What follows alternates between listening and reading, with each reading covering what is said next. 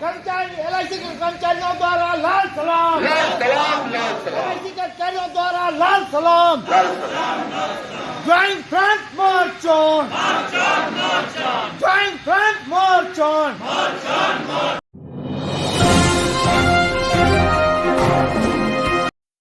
साथियों नमस्कार, आप देख रहे हैं अपना आंदोलन यूट्यूब चैनल। ये जो प्रदर्शन है ये इलाहाबाद में है। सिविल लाइंस में आज बंद का असर दिखा। खुद लोग अपना अपना दुकान बंद कर रहे थे। किन सवालों पर ये हड़ताल आयोजित हुआ है जो किसानों और मजदूरों ने औद्योगिक और ग्रामीण बंद का आह्वान किया? क्या है उनकी प्रमुख मांगें, आइए सुनते हैं। प्रदेश में न्यूनतम वेतन बोर्ड का गठन करो। चीनी उद्योग, होटल उद्योग व इंजीनियरिंग उद्योग में वेतन पुनरीक्षण के लिए वेतन समिति का गठन करो। महंगाई अनुसार 26,000 रुपये मासिक न्यूनतम वेतन की घोषणा करो। 10,000 रुपये मासिक पेंशन लागू करो। ESI, PF और बोनस कानून में संशोधन कर वेतन की सीमा को 31,000 करो। कारखानों, संस्थानों में मजदूरों की सुरक्षा सुनिश्चित करो। महिला श्रमिक के लिए समान वेतन की नीति लागू करो।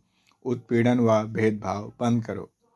ई श्रम कार्ड में पंजीकृत सभी 8 करोड़ असंगठित क्षेत्र के मेहनतकशों को सामाजिक सुरक्षा योजना बनाकर लागू करो। ठेकाकरण बंद करो। ठेका श्रमिकों के पक्के श्रमिक के समान वेतन व अन्य सभी कानूनी सुविधा दो।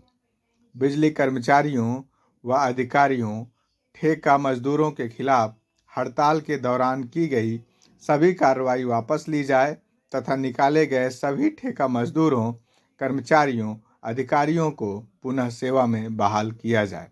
4 लेबर कोड रद्द किया जाए। सभी को सामाजिक सुरक्षा, इलाज, बुढ़ापा पेंशन, दुर्घटना बीमा, मृत्यु बीमा इत्यादि दो। बिजली संशोधन विधेयक 2022 वापस लो। शिक्षा, स्वास्थ्य जैसी मौलिक सेवाओं का निजीकरण बंद करो। फसल की लागत का 1.5 गुना न्यूनतम समर्थन मूल्य तय करो। सभी फसलों की न्यूनतम समर्थन मूल्य पर सरकारी खरीद की गारंटी सुनिश्चित करो। असंगठित क्षेत्र के महिलाओं और पुरुषों को कामगार की मान्यता दी जाए। घरेलू कामगार, रेहड़ी पटरी कामगार, सफाई व कूड़ा कामगार, निर्माण श्रमिक, ASHA anganwadi, mid day meal workers, e rickshaw, auto चालक तथा परिवहन क्षेत्र के अन्य चालक, परिचालक, पल्लेदार आदि तमाम कामगारों के वेतन तथा सामाजिक सुरक्षा के लिए कानून बनाओ। 13 महीने चले किसान आंदोलन को दबाने के लिए बनाए गए फर्जी मुकदमे वापस लो। सरकारी विभागों को बेचने वाली नेशनल मोनेटाइजेशन पाइपलाइन योजना रद्द करो। 2013 के भूमि अधिग्रहण कानून को लागू करते हुए अधिग्रहित जमीन के बदले 4 गुना मुआवजा, परिवार के एक सदस्य को रोजगार, भूमिहीनों को जमीन तथा 10% अधिग्रहित विकसित भूमि को वापस करो। लखीमपुर खीरी में किसानों व पत्रकारों की हत्या के मुख्य आविष्कर्ता अजय मिश्रा टेनी को केंद्रीय गृह राज्य मंत्रिमंडल से हटाओ व उस पर मुकदमा दर्ज करो। किसानों से किए गए वादे पूरे। ये कुछ प्रमुख मांगे हैं और इसमें इंटक, एपक, HMRC2, AIUTUC, PUCC, सेवा, उत्तर प्रदेश के लोग शामिल हैं। ये पूरा आंदोलन आगे बढ़ेगा। आइए सुनते हैं इनकी और उन्होंने सारे दुकानदारों से कहा, बहुत सारी दुकानें बंद थी, बहुत सारी दुकानें जब हम लोग पहुँचे हैं तो बंद कर दिया लोगों। ये एक बहुत बड़ी सफलता है। और इसके अलावा उन्होंने बताया गोरखपुर है, कुराव है, मेजा है, बारा है, फूलपुर है, हंडिया है, महुआमा, ये चारों तरफ किसानों का आंदोलन हो रहा है, चाइल में भी हो रहा है। तो मैं इन्हीं शब्दों के साथ खासतौर से LIC के साथियों को बधाई देते हुए उनका धन्यवाद करते हुए मैं अपनी बात समाप्त करता हूँ। इंकलाब जिंदाबाद। तब LIC और बैंक बीमा नहीं बचाया था और आज सबसे बड़ा हमला इसी पर हो रहा है। आज का हड़ताल सफल है, पूरी तरह से सफल है। किसान बॉर्डर पर लड़ रहे हैं और हम लोग यहाँ पर लड़ रहे हैं। ये लड़ाई मुकम्मल तरीके से लड़ी जा रही है। हमारे बीच में सिटी बस के भी साथी हैं जो पिछले साल से एक साल तक लगातार संघर्ष किए हैं और कल उन लोगों ने बेरोजगारी वार्षिक दिवस मनाया है। लड़ाई लड़ी गई, आधी से ज्यादा लड़ाई जीती जा चुकी है और आगे वो लड़ाई मुकम्मल तरीके से जीती जाएगी। LIC के साथियों ने समर्थन दिया है, तमाम लोगों ने समर्थन दिया है। इन्हीं शब्दों के साथ आभार व्यक्त करते हुए शुक्रिया। इंकलाब जिंदाबाद। आज यह आम हड़ताल देश में किसानों ने बुलाई थी, संयुक्त ट्रेड यूनियन उसमें सहयोगी के रूप में था, जो कि भारत सरकार की श्रम विरोधी नीतियां और किसान विरोधी नीतियों के कारण जिस तरीके से देश की आर्थिक स्थिति को गुलाम बनाया जा रहा है, उसके लिए हम मजदूर साथी और कामगार, कारखानों में काम करने वाले, कार्यालयों में काम करने वाले प्रबुद्ध लोग यह जानते हैं कि देश की आर्थिक स्थिति आज कहां पहुंच रही है।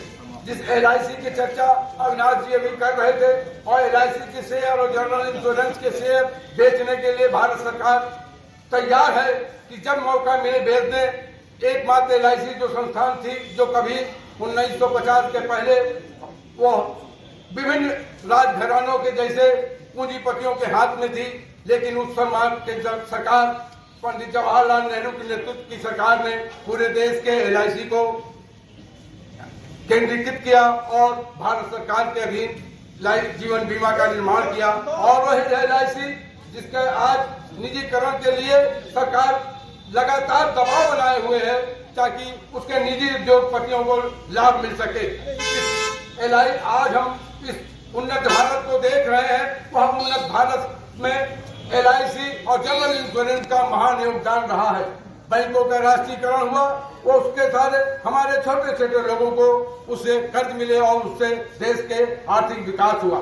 आज उस विकास की नदी को मोड़ने के लिए ये वर्तमान सरकार लगातार लगी हुई है कि हम इस LIC को जमींदारी प्रथा के रूप में बेच दें और देश को उसी तरह पुराने आर्थिक स्थिति में ले जाएं जब एक जमींदार हुआ करता था और देश में संचालन करना था।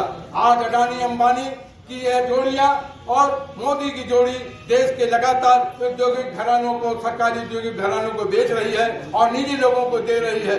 और उसका परिणाम ये है कि आज दिन पर दिन एक संविदा की स्थिति देश में बन चुकी है। LIC के आधा से ज्यादा कर्मचारी रिटायर होते चले जा रहे हैं। उनके जगह पर आउटसोर्सिंग के नाम पर कम वेतन पर निजी लाभों के जरिए ठीके दिए जा रहे हैं। बैंकों की वही तरह स्थिति बनाई जा रही है, नगर निगमों की स्थिति बनाई जा रही है, राज्य के दफ्तरों में वही बनाई जा रही। उसकी स्थिति ये हो रही है कि इस चंद दिनों में कुछ पूंजीपतियों के स्थिति हो गई है कि वो 100 गुना लाभ में पहुंच गए और जनता हमारी आज गरीबी की रेखा से नीचे चली जा रही है। आज देश के ऊपर 4 गुना कर्ज भी लग चुका है। मित्रों, इस लड़ाई को, इस संगठन को और इस मजबूती को हम सबको मिल करके आगे लड़ना होगा ताकि देश को बचाया जा सके और अपने देश के इस तिरंगे को बचाया जा सके। हम सभी साथियों को इन्हीं बातों के साथ लाल सलाम, लाल सलाम। और ग्रुप बना करके निकले थे और आपकी मांगों का समर्थन करते हुए बेरोजगारी के सवाल पर और तमाम सवालों पर आंदोलन निकाला है। पाने जी हमारे बीच खड़े हुए हैं, बड़ा संघर्ष किया है, अविनाश भाई को लगातार करते रहते हैं। आज नहीं, सन 66 में सबसे बड़ी हड़ताल राज्य कर्मचारी, केंद्रीय कर्मचारी और अध्यापकों की हुई थी संयुक्त रूप से। हम लोगों ने उस हड़ताल का पूरा समर्थन किया था और माननीय सुजीता कपनानी जी उस समय मुख्यमंत्री थी, उनको इलाहाबाद में घुसने नहीं दिया था, उनका कार्यक्रम रद्द करा दिया गया। हम जानते हैं, कोई लंबा चौड़ा भाषण नहीं अविनाश जी, लेकिन इतना जानते हैं कि कर्मचारियों पर जो बीती है, जो स्थिति आज एजी ऑफिस की हुई, जो स्थिति सरकार सरकार में तमाम कर्मचारी साथियों की हुई, थोड़ा बहुत पोस्ट ऑफिस बचा था।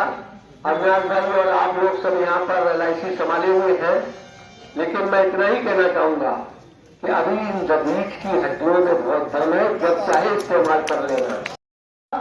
और हमारे जो परिवहन निगम के जो 119 सिटी बस के कर्मचारी भी वे निकाल दिए गए हैं, उनका भी हमें यहाँ पर समर्थन रहा और सभी के सहयोग से ये लड़ाई आज ही की यही नहीं समाप्त होगी, या आगे भी बढ़ती रहेगी। धन्यवाद। आज देश की जो दशा है वो सब शहर में रहने वाले लोगों से और हमारे देशवासियों से कुछ छुपा नहीं है। बॉर्डर पर हमारे किसान लड़ रहे हैं और मजदूर अपने हक की लड़ाई को लड़ रहा है और महिलाएं अपनी अस्मिता की लड़ाई को लड़ रही हैं। अभी अप्रैल महीने में देखा और अभी टिल टुडे अभी तक ब्रिजभूषण सिंह को गिरफ्तार नहीं किया गया है। ये जो लड़ाई है वो लड़ाई न्याय की लड़ाई चल रही है। तो इस न्याय की लड़ाई में हम सब साथ हैं, इसी साथियों के साथ हम आगे बढ़ते जाएंगे और एक दिन ऐसा आएगा जरूर से कि हमारा देश में सब मनुष्यों को नागरिकता की लड़ाई भी लड़नी नहीं पड़ेगी, सब समानता के साथ जिएंगे, खाएंगे और अपने जितने संस्थान हैं संस्थानों को तरक्की पसंद करेंगे और आगे लेते जाएंगे। इन्हीं शब्दों के साथ आप लोगों को क्रांतिकारी अभियान के बदले में बोले कि हम काला कानून जो किसानों के लिए जिस समय कोविड चल रहा था पूरे देश में, वो किसानों के लिए काला कानून लाया, 3 काला कानून, जिसको पार्लियामेंट में धीगा मुश्ती से स्टेट सब्जेक्ट को सेंटर में लेके उसमें फिर वादा किया वो 19 नवंबर को। तो किसानों ने कहा कि तुम तो लगातार चूंकि झूठ बोलते हो इसलिए तुम्हारी बात का विश्वास नहीं है, तुम लिखित में दो। तो लिखित में जो वादा किया था, पहला तो यह था कि पार्लियामेंट से जैसे कानून पास कराए हो वापस कराओ। दूसरा यह था कि किसानों की सभी फसलों की एमएसपी का गारंटी कानून, जो डॉक्टर स्वामीनाथन कमेटी की सिफारिश के हिसाब से C250 का, और इसकी तपस्या क्योंकि 13 महीने चल गई, उसमें 750 किसान जो मारे गए उनको मुआवजा देने के लिए, उनको मतलब एक शहीद का दर्जा देने के लिए ये बात थी। उसके दौरान जो 50,000 किसानों के ऊपर फर्जी मुकदमे लादे गए थे पूरे भारत में, मुकदमे वापस करने की मांग थी। और कोविड के बीच में इसने एक जनता के खिलाफ कानून ला दिया, बिजली विधेयक 2022, जो कि बिजली का निजीकरण गौतम अडानी को जैसे तमाम चीजें दे रही है, उसी तरीके से ये बिजली को भी नया विधेयक ला के रखा है। तो हम लोग ये भी मांग थी कि बिजली विधेयक को भी वापस किया जाए। और सबसे बड़ी गुंडई जो इसकी सरकार की, नरेंद्र मोदी सरकार का जो मंत्री है अजय मिश्रा टेनी, जो गृहराज मंत्री है, उसका लड़का लखीमपुर खीरी में किसानों के ऊपर गाड़ी चढ़ा दिया था, जिसमें 4 किसान और एक पत्रकार भाई मारे गए थे। तो हम लोगों की ये भी मांग थी कि उसके ऊपर मुकदमा करके मंत्री को हटा के ये भी किया जाए। 40 करोड़ श्रमिक, देश का 5 करोड़ रेहड़ी ठेला का फुटकर विक्रेता अगर खतरे में है, तो आज जो लगभग 50 लाख करोड़ का लाइफ फंड, 50 लाख करोड़ का जो हमारे पास जीवन निधि और एसेट है, वो भी बहुत दिनों तक सुरक्षित नहीं रह जाएगी। इसलिए आज के ग्रामीण भारत बंद और औद्योगिक तथा सेक्टोरल हड़ताल का all India insurance employees association समेत सभी संगठनों ने उसका जमकर समर्थन किया, उसमें शामिल हुआ है। इसमें शामिल नहीं है उसको शर्मिंदा होना चाहिए, और जो शामिल है बधाई के पात्र है। इन्हीं बातों के साथ आज देश की जो परिस्थितियां मित्रों, ये ठीक उसी तरह खड़ी है, उसी दोहराए पर खड़ी है। तो साथियों, लंबी बातचीत नहीं कहना है। और जिस क्रम में बात हो रही थी एक प्रधानमंत्री के जुमले की, तो हमको लगता है कि 2 करोड़ रोजगार प्रतिवर्ष देने का जो वादा था और आज जो पूरी हड़ताल है, तो जितने सवाल उसमें जुड़ते हैं उसमें सबसे बड़ी लड़ाई रोजगार की लड़ाई है। वो स्कीम वर्कर्स हो, वो बेरोजगार नौजवान हो, वो महिलाएं हो, वो अलग अलग जो भी हिस्सा, आज सबसे बड़ा हमला अगर है तो एक सम्मानजनक जीवन पे है जो हमको रोजगार से हासिल होता है। एक बड़ा हिस्सा है जिसके पास एक अस्थायी रोजगार के अलावा अपना जीवन बदलने का कोई रास्ता नहीं। लेकिन इस देश के जुमलेबाज प्रधानमंत्री तो है ही, अब जिस प्रदेश में है उसके मुखिया एक भी परीक्षा करा नहीं पा रहे। हम सब जुड़े हुए हैं, अलग अलग जगहों से आते हैं। आप सोचिए, इस प्रदेश के अंदर पुलिस की भर्ती आई 60,000 और फार्म पड़ा है 50 लाख। उसी तरह से आरओ की भर्ती आई जिसका पेपर लीक हो गया। माने कोई परीक्षा उत्तर प्रदेश के अंदर नहीं है जिसका पेपर आउट ना हो जाता। तब जब कानून और पारदर्शिता की इतनी बात हो रही, इसमें भी 411 सीट है आप समझिए, और फार्म पड़ा है 10 लाख और ऊपर से पेपर आउट। तब आप समझ लीजिए कि हम किस योग्यता की लड़ाई लड़ रहे हैं और इस प्रदेश के अंदर हम किस तरह की उम्मीद कर सकते हैं अगर सरकार खुद डाका डालने को तैयार। इनके मंत्री खुद सीटों को बेच ले रहे हैं और परीक्षा तो सिर्फ दिखावा हो गई।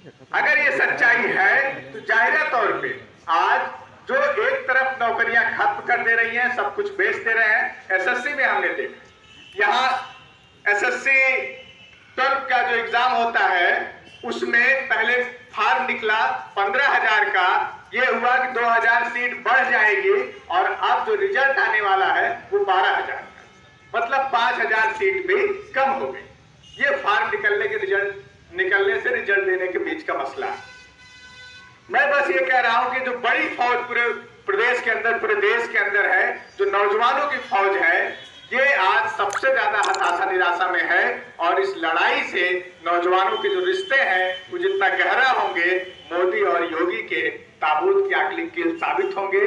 इसी बात के साथ कि आज जो ये लड़ाई चल रही है इसमें तमाम लोग आए हैं। टोल प्लाजा के लोग all India central council trade union एक्टू से जुड़े हैं और हड़िया से चल के यहाँ शहर में प्रदर्शन करने आए हैं, उनका हम स्वागत कर रहे हैं। इसके साथ ही साथ हमारे फख्र की बात है, हम भले यहाँ महिलाओं की संख्या कम देख रहे हैं, लेकिन पूरे शहर में, पूरे इलाहाबाद के जिले में अगर आज आकलन किया जाएगा तो महिलाएं कम नहीं।